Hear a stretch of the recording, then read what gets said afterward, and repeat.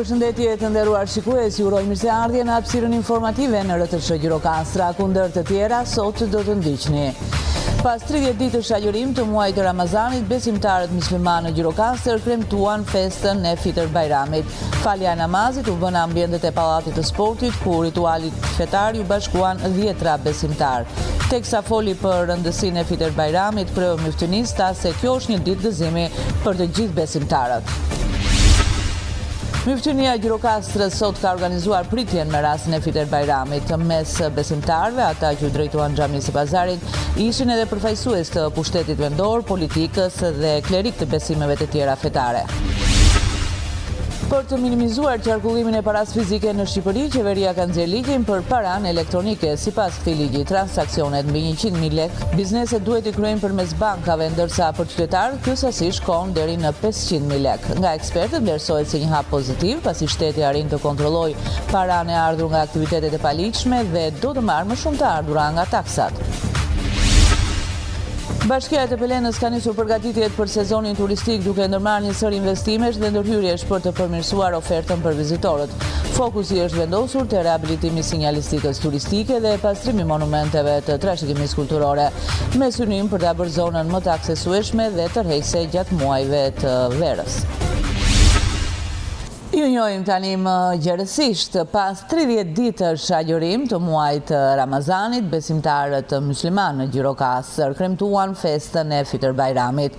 Falja e namazit u bën në ambientet e pallatit të sportit, ku ritualit fetar ju bashkuan 10 besimtar. Teksa foli për rëndësinë e Fitër Bajramit, kreu i myftënisë tha se kjo është një ditë gëzimi për të gjithë besimtarët.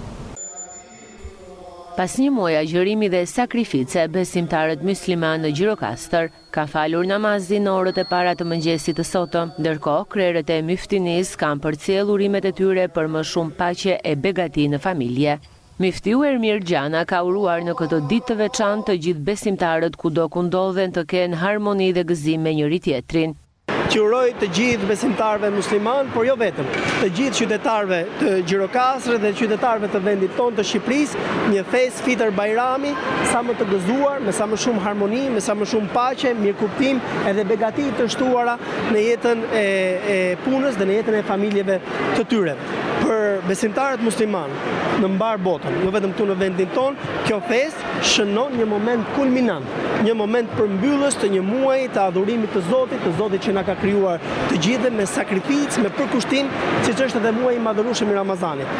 Ne si besimtarë falenderojmë Zotin që na dha këtë mundësi, pra që të mund ta respektonim muajin e madhërueshëm të Ramazanit, duke qenë më solidar, duke qenë më shumë bujar, edhe duke dhënë më shumë nga pasuritë tona për ata që janë më në nevojë se ne. Dua që të gjithëve t'i uroj një festë sa më të mbar, sa më të begat, edhe një festë të mbushur me plot lumturi, me plot gëzim, me plot harmoni, mirëkuptim me njëri tjetrin, sepse në këtë kohë luftrash, në këtë kohë konfliktesh, në këtë kohë ku bota po zgjedh rrugën më të shkurtër për zgjedhur konfliktet, rrugën e luftës edhe të përballjes, ne kemi nevojë më shumë se kur që ta mirëkuptojmë njëri tjetrin, ta dëgjojmë njëri tjetrin, edhe të shkojmë mirë, të kemi harmoni, inshallah me njëri tjetrin në jetën e përditshme.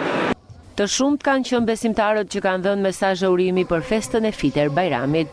Elus Allahun e lartësuar me emrat dhe me cilësitë e tij të larta që të gëzojnë të gjithë njerëzit në këtë festë madhështore pas këtij muaji të begat dhe të bereqetshëm, dhe elus atë që t'i udhëzoj të paudhëzuarit, elus atë që ta kthej këtë mumet të popullin shqiptar tek rruga e drejtë, tek ka qenë në fillimet e tij, dhe i uroj të gjithë besimtarëve dhe besimtareve kudo që janë një Ramazan të pranuar, adhurime të pranuara, si dhe një fest të begat dhe të mirë.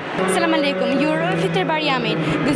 Ju uroj që pasi mora agjërimin e sakrificës, të gjitha lutjet tona i pranuar dhe neve të jemi bërë njerëz më të mirë dhe agjërimi tonë të jetë pranuar dhe të gjitha lutjet tona të jenë pranuar. Pasi muaj të bekat dhe të mrekullueshëm dhe shumë të mëshirshëm, gjithë njerëzit kanë ndryshuar dhe të gjithë jemi bërë njerëz më të mirë. Gëzuar Fitër Bajramit, pasi muaj agjërimi, uroj të kemi mësuar të jemi bërë më të mirë me njëri tjetrin. Shpresoj që lutjet tona të jenë pranuar dhe zemrat tona të jenë mbushur plot gëzim. Gëzuar Bajramit. Gëzuar Bajramit. Pjesë e festimeve të ditës së Fitër Bajramit në Gjirokastër është edhe pritja organizuar nga myftinia si dhe vizitat e besimtarëve në familjet e njëri tjetrit. Myftinia e Gjirokastrës sot ka organizuar pritjen me rastin e Fitër Bajramit. Mes besimtarëve që u drejtuan xhamisë Pazarit ishin edhe përfaqësues të pushtetit vendor, politikës dhe klerik të besimeve të tjera fetare, që përsollën edhe mesazhet e tyre në këtë ditë të rëndësishme për komunitetin musliman. Myftinia e Gjirokastrës ka organizuar sot pritjen me rastin e Fitër Bajramit. Mes besimtarëve, ata që ju drejtuan xhamisë së Pazarit ishin edhe përfaqësues të pushtetit vendore lokal, deputeti i Qarkut Piro Dhima dhe kryetari i Bashkisë Flamur Golemi kanë përcjell mesazhet e rastit. Në ditë të shënuar për besimtarët musliman, edhe në emrin tim personal, por edhe në emrin e institucionit përfaqësoj, unë uroj jo vetëm besimtarët musliman, por gjithë qytetarët e Gjirokastrës gëzuar, shëndet, varësi, paqe, kjo ditë e bekuar. Pas një muaji sakrifice, uroj të gjithë besimtarët që Zoti t'u ketë pranuar lutjet e tyre dhe për më shumë paqe, begati dhe shëndet në familjet e gjithë besimtarëve të Gjirokastrës dhe më gjerë. Në këtë ditë të rëndësishme për komunitetin musliman, urime për më shumë paqe, lumturi e dashuri, përcolli edhe Atë Emiliano, përfaqësuesi mitropolis së Gjirokastrës. Për shumë vjetë gëzuar të gjithëve vëllezërve musliman ditën e sotme të Fitër Bajramit, u qoftë të ndihmë të gjithëve atyre që agjeruan me dashuri dhe shpreshtari, Zoti i pranoft lutjet e tyre. Ne si Kishë Ortodokse këtu në Gjirokastër, pra Mitropolia e Gjirokastrës, urojmë gjithë të mirat dhe besojmë dhe shpresojmë që të kemi gjithmonë vëllazëri me njëri tjetrin dhe bashkëpunim me njëri tjetrin. Fitër Bajrami është një nga dy festat e rëndësishme në besimin islam. Tjetra është Kurban Bajrami. Për të minimizuar qarkullimin e paras fizike në Shqipëri, qeveria ka nxjerrë ligjin për paranë elektronike. Sipas këtij ligji, transaksionet mbi 100.000 lekë bizneset do t'i kryejnë përmes bankave, ndërsa për qytetarët kjo sasi shkon në 500.000 lekë. Nga ekspertët vlerësohet si një hap pozitiv, pasi shteti arrin kështu të kontrollojë paranë e ardhur nga aktivitetet e paligjshme dhe do të marrë më shumë të ardhura nga taksat. Nga 1 janar i këtij viti ka hyrë në fuqi ligji që vendos tavan për pagesat kesh 100.000 lekë për bizneset dhe 500.000 për qytetarët. Çdo pagesë me këto vlera duhet të kryhet përmes bankave. Ky hap i rëndësishëm vjen në kohën kur nga viti në vit në Shqipëri është rritur sasia e paras kesh në qarkullim dhe vlerësohet pozitiv si për qeverinë ashtu edhe për institucionet bankare. Përfitimi nga kontrollimi i paras është i madh pasi arrihet të sistemohet dhe të rregullohet ajo para e cila është informale. Pra, në një farë mënyre duke kufizuar sasinë e paras fizike dhe duke përdorur paranë elektronike, shteti arrin të kontrollojë atë paranë e ardhur nga aktivitetet e paligjshme apo nga shitja e pasurive të patundshme që vazhdon dhe bëhet në një masë të madhe në formën e paras fizike. Dhe në këtë mënyrë do të ketë një kontroll më të madh për ekonominë, do të marrë më shumë taksa, sepse kuptohet është një para e kontrolluar që kalon nëpërmjet sistemit bankar, dhe si e tillë shteti do të marrë tatimet e taksave edhe për sistemin bankar. Është e rëndësishme që të kemi një para elektronike, për arsye sepse në këtë mënyrë sistemi bankar është në gjendje të ofrojë më shumë shërbime, qoftë për bizneset, qoftë për individët, nëpërmjet kalimit nga sistemi bankar të gjithë të pjesës dërmuese të paras në formën e paras elektronike. Pasi, siç thash, edhe shteti mund të kontrollojë sepse shteti është i lidhur me bankat normalisht dhe kemi një kontroll më të mirë të sasisë së paras dhe pastaj nga ana e vet bankat për punën e kredive, për dhënien e kredive fillojnë dhe duke qenë që kemi një para elektronike, një para të kontrolluar, një para më shumë në bank, edhe transaksionet që do kryen nga bankat do të jenë në një sasi më të konsiderueshme. E në rastin kur kemi një sasi të madhe të paras fizike në treg, kemi dhe të themi një konkurrencë të paligjshme midis individëve dhe bankave, sepse individët, duke u nisur nga interesat e larta të bankave, ishin më të interesuar për të marrë, si të themi, hua apo kredi nga njëri tjetri, nga individ jashtë sistemit bankar, dhe në këtë mënyrë kjo ishte konsiderohesh si një humbje për sistemin bankar. Tani më me hyrjen apo me shtimin e paras elektronike, kjo sasi e parave e kontrolluar nga bankat është në funksion si të bankave, ashtu dhe të qytetarëve, ashtu dhe të shtetit.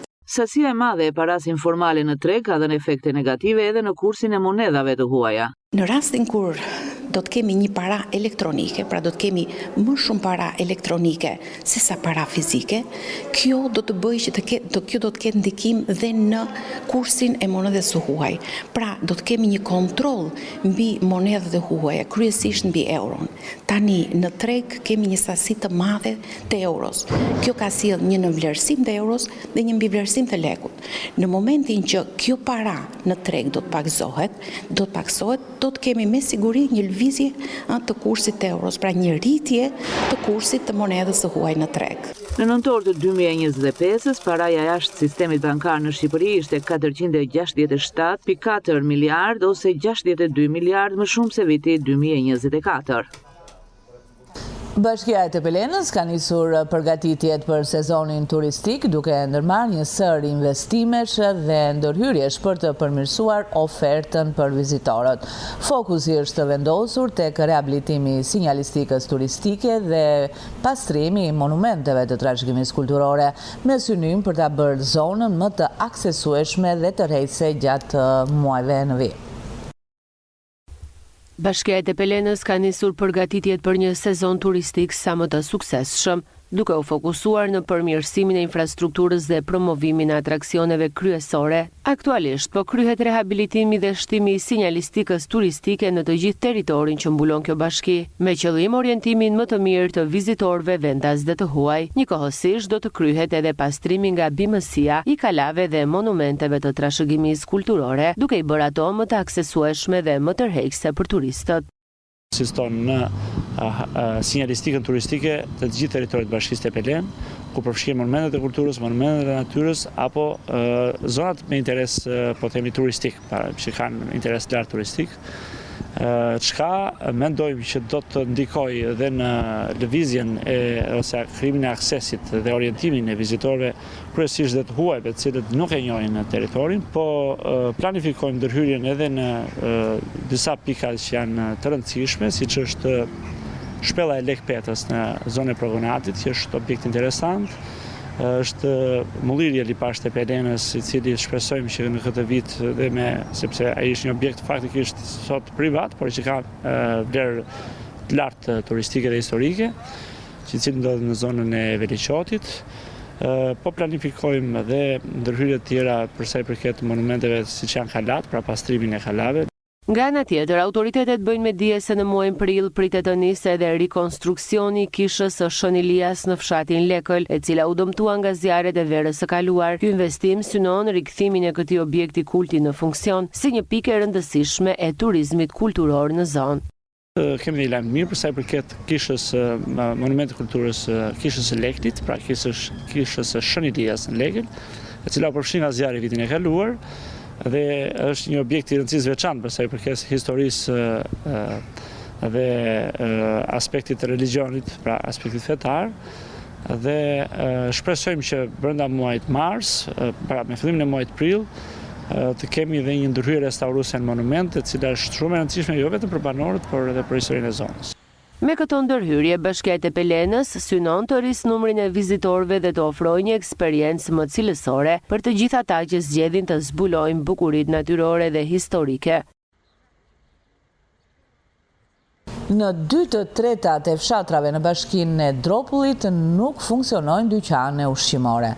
Banorët e fshatrave malor furnizohen me ushqime nga shitës ambulant, por me çmime më të shtrenjta.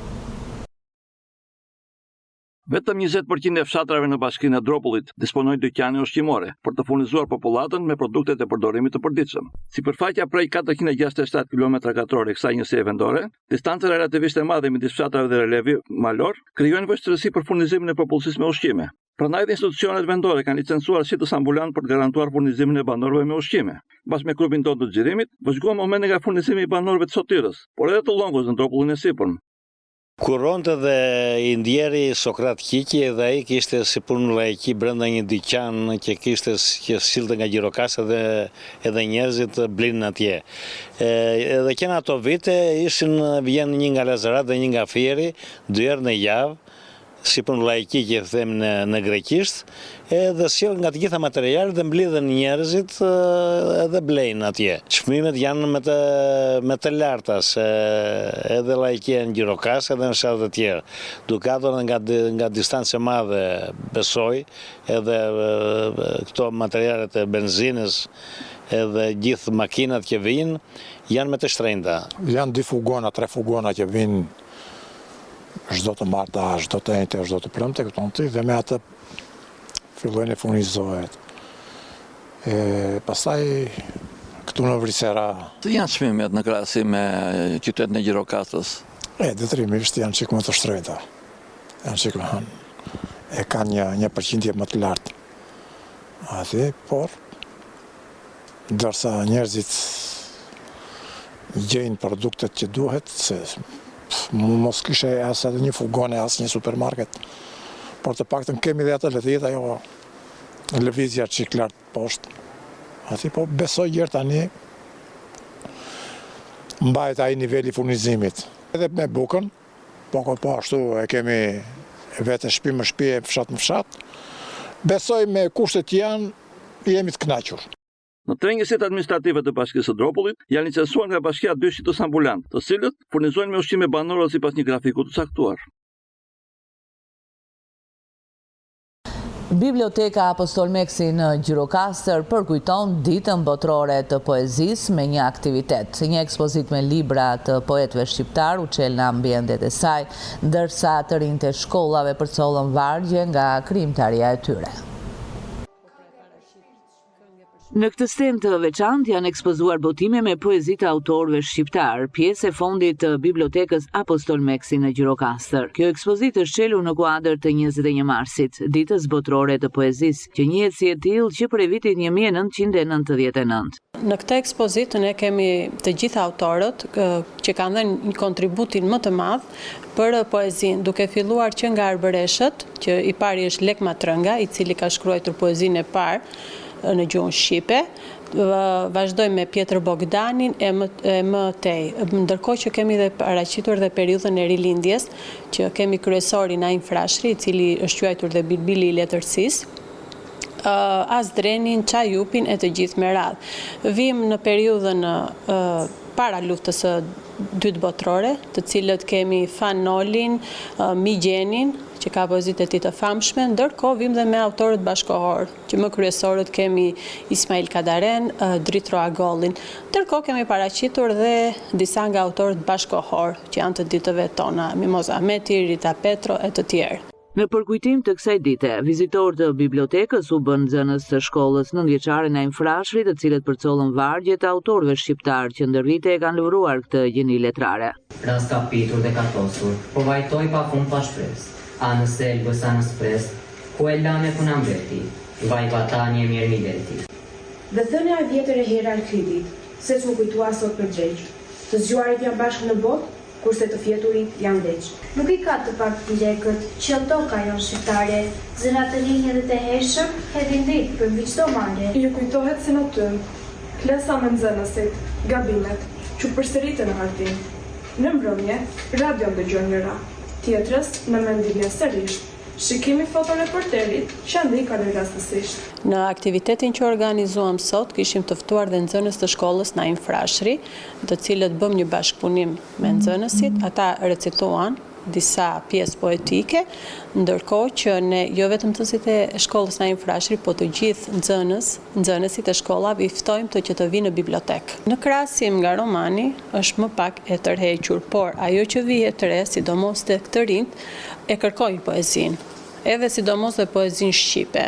Që kemi Migjenin e kërkojnë shumë, kemi Pashkovasën e kërkojnë, sidomos tjetër albumin e Fanolit, Naim Frashërin. Poezia rënjët i ka në lashtësi në formën epike që u ndërtua në vargje për të përhapur lehtësisht në mënyrë gojore. Kjo ditë u shpall nga UNESCO për t'i dhënë shtys lëvizjeve poetike kombëtare, rajonale e ndërkombëtare. Supermarket Sulaj zgjeron aktivitetin e vet me çeljen e një tjetër pike në lagjen Zinxhira. Sot në ditën e inaugurimit të ambientit të ri, prej tij u dhuruan edhe paka ushqimore për familjet në nevojë. Supermarket Sula e shtrin aktivitetin e tij edhe në lagjen Zinxhira. Ditën e sotme është inauguruar pika Mere, duke ardhur çdo ditë më afër qytetarëve gjirokastrit. Me një ambient modern, produkte të përzgjedhura e çmime të arsyeshme, Supermarket Sulaj ka hapur dyert sot për të ofruar një shërbim standarde edhe për banorët e kësaj zone të qytetit të Gjirokastrës. Përshëndetje të gjithëve dhe gëzuar ditën e shtuar të Fiter Bariamit. Ju falenderoj nga zemra për pjesëmarrjen në inaugurimin e marketit tonë të ri. Ju uroj shëndet, lumturi dhe gjithë të mirat në familjet tuaj. Edhe gëzuar. Shërbimi kjo njësi e re e supermarketit Sulaj e nisi sot në ditën e Fiter Bajramit, duke zgjedhur të dhuroj pako për familjet në nevojë. Bardul Alikaj, Mirela Cingo, Astrid Sinani. Supermarket Sulaj e çon në 2 numrin e njësive tregtare në qytetin e Gjirokastrës. Ky supermarket e ka nisur aktivitetin e tij në 2017 dhe sot ka arritur të jetë më i përzgjedhuri nga banorët gjirokastrit, jo vetëm për cilësinë e produkteve që ofron, por edhe për shërbimin maksimal ndaj kujdo që shkel për të bërë blerje në të. Përfunduam këtu të nderuar shikues, ishte gjithçka e përgatitur për këtë ditar informativ në RTS Gjirokastra. Ndajemi duke ju uruar shikim të këndshëm të programeve në vit.